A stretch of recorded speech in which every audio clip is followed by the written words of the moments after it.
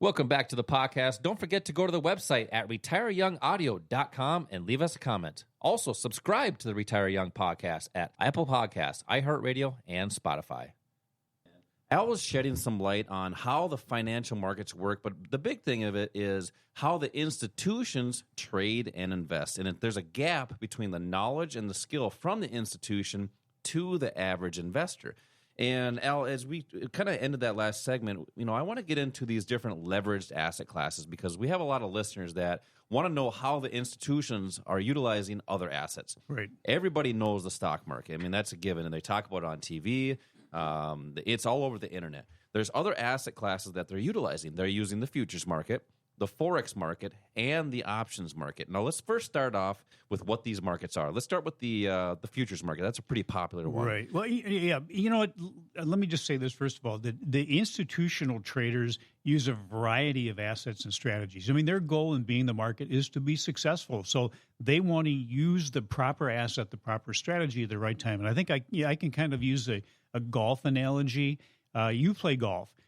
Now, how often do you see a good player out there with a bag with only one club in it? It doesn't happen very often. No, you can't use one club and do well at golf. And the same thing is true in investing. Kind of look at, you wouldn't putt with a driver and you wouldn't drive with a putter. That's true. You need a variety of clubs that are specific to a certain situation. The same thing is true in the markets. And the institutions understand that. They're not. Most people understand the stock market and mutual fund market because that's what Wall Street has put them into. But really, the majority of the trading and the money in the market really is not in the stock market. It's in the futures, the Forex, and the options and the bond market. Yeah, the stock market is actually the smallest market of them all. It is the smallest market of all, but it's a great market for long-term wealth, growing your long-term wealth, and It's a great market for the institutions, for Wall Street and the advisors to put their clients into and just have them hold on to it. It's like playing 18 holes of golf with a putter. Or one club. And you can't take advantage of all of the different situations without using different assets. So a good education really should provide access to the different assets, the different strategies, because people are different. Everybody maybe has a little different goal in mind that they want to achieve, as the institutions do. So it's important to identify your goal. Where are you now? Where do you want to be in 2 years or 5 years or 10 years? And then how do you bridge that gap? And that's exactly, I'm glad you mentioned that. That's what the institutions are doing.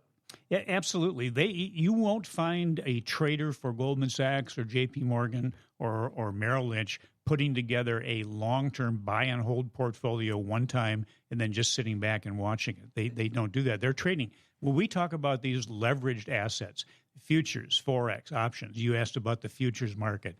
And it really is what it says. It's identifying in the future what you think something is going to do. Either it is going to go up in value or down in value. What are those things? It can be the major stock markets. It could be the Dow, the NASDAQ, the S&P 500, foreign markets. It could be commodities. It could be oil, gold, silver, currencies, interest rates, a variety of things which really give you the opportunity to have multiple things that are not correlated to each other, which gets down to that term diversification. Yeah, and that's good to understand because these leveraged asset classes are phenomenal. Now, everybody knows the stock market. Well, you can still participate in the stock market with these leveraged asset classes. Sure. The futures market, that would be the ES. What's that? S&P 500 is the ES. Yeah, right. You have the NQ for the NASDAQ, the YM for the Dow. Those are the symbols. So they can, investors can still participate in the stock market with these other leveraged asset classes, and that's why the institutions do that. So, the reason that the institutions use those is that they can do it with smaller amounts of money. Correct. And they have that huge leverage with futures, for example. Look at about a 20-to-1 leverage. It could be much higher depending on what you're trading. In the foreign exchange market, the Forex market, it's 50-to-1.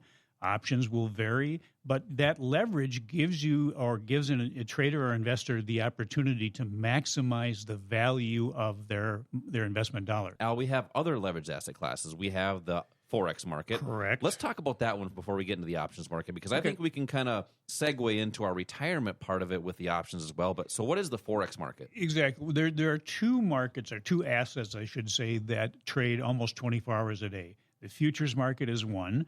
Forex is another. And Forex is simply the foreign exchange market where you are looking at the difference in exchange rates between two different currencies. There is always something going on globally as far as what countries are doing, what's happening to the economies, which impact the value of their currency. A lot of companies in this country that are international in their business rely on the impact of the different currencies, and they have to pay attention to that. So we've got large institutions, large companies, large banks that trade that market. Again, it's open 24 hours a day, and it has great leverage, 50-to-1 leverage. Again, one of the reasons the institutions use Forex, they use the foreign exchange market, is because of that leverage, which gives them, again, that maximum value, buying power value with that leverage. Yeah, I mean, I just want to, get on our listeners to understand and think about that. Wall Street, the professionals, the institutions are utilizing a 24-hour market. That gives them the opportunity to trade and invest any time of day, right? So this is open to the public as well.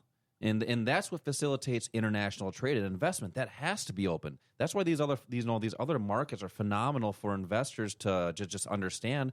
I mean, the institutions are doing it. Sure. And institutions are always making money as well. Right. And the professionals that use these leveraged assets also know that while they're sleeping, their dollars can be making money for them. What's that quote from Buffett? If you, what is it? If you're not making money while you're sleeping, you're probably going to work for the rest of your life. There you go. I'm along glad you have a those good lines. memory. Yeah. No, let's get into the options market a little bit, because a lot of investors have heard of the options market, Right. but they always know somebody that didn't do well. Typically, that's the case. When we hear people talk about options, the first thing they say is, well, it's just too risky for me. And unless you know what you're doing, it is. All of these markets are too risky unless you know what you're doing. There is nothing in life that I can think of, or very few things anyways, that don't have some risk associated with it. Just living, just getting up out of bed in the morning, you're starting to face risk. You know what another risk is? Being in front of me on the golf course. There's a lot of four happening there. That's right. Regardless of which club you're using, Correct. There's some danger involved there. But two things can happen with any trade or any investment. Basically, you either win or you lose. Those are the two outcomes. So the important thing is to be able to manage both. Manage your wins, too. And people say, what do you mean by manage your wins? Well, have a target. Have a profit target that is realistic. And one of the things that we do with our students is show them how to identify where the price of something is likely going to change direction, so you can use that as your target. And remember that the institutions, that's the institutional levels that are being created. So you want to trade like an institution, right, not against them. That's exactly right. What they tell you may not be in your best interest, and what they tell you may not be what they're doing. These institutions and pros, they control over 70% of the market. So what do they need? They need somebody to be on the opposite side of their trade. So, Al, you mentioned protecting what you have. I mean, you have to protect what you have. It's called a stop loss, right? Because everybody, institutions, when they're trading, they have an entry point, they have a target, but they also have a stop loss. Kind of break that down real quick. Right. The two things that institutions do that help them be successful on a consistent basis, number one is they know how to make money, not just in up markets, but in the markets. Markets go down, they go sideways, they go up. There are three different directions. Most of the people that are listening are in a portfolio style that will only make money if the market goes up. If you're in stocks or if you're in mutual funds, the only way that you will profit is if the market goes up, if those particular assets that's just a fact. They go up. And that's a fact that can't be argued. Institutions know that, but they also know that the market will go down. And we saw that. Go back to late February, March of this year, and look at what happened. The market not only went down, it cratered. But a lot of people, a lot of institutions and pros were making big money during that time period. I want to break that down in the next segment, and that's actually the term that the institutions are using is called shorting. I want to break that down in the next segment, Al. So make sure you stay tuned for that. But we have a lot of investors that want to understand how the institutions are managing risk, how the institutions are utilizing stop losses to protect their gains, but also to protect them from a large loss. And it's all about risk management. And that's the key, is protecting what you have. And just like anything you do, I mean, what's the first thing we do when we get in our car? We put our seatbelt on. That minimizes our risk of getting hurt if we get in an accident. You always want to protect yourself. I want to get into insurance on your portfolio coming up too as well. So yeah, we have these investing classes where we introduce people to different techniques and different concepts that the institutions are utilizing in up and down markets. You mentioned the markets have three directions. They go up, they go down, they go sideways. Institutions are always participating in every one of those directions. Thanks for listening. Don't forget to check out the website at retireyoungaudio.com and leave us a comment.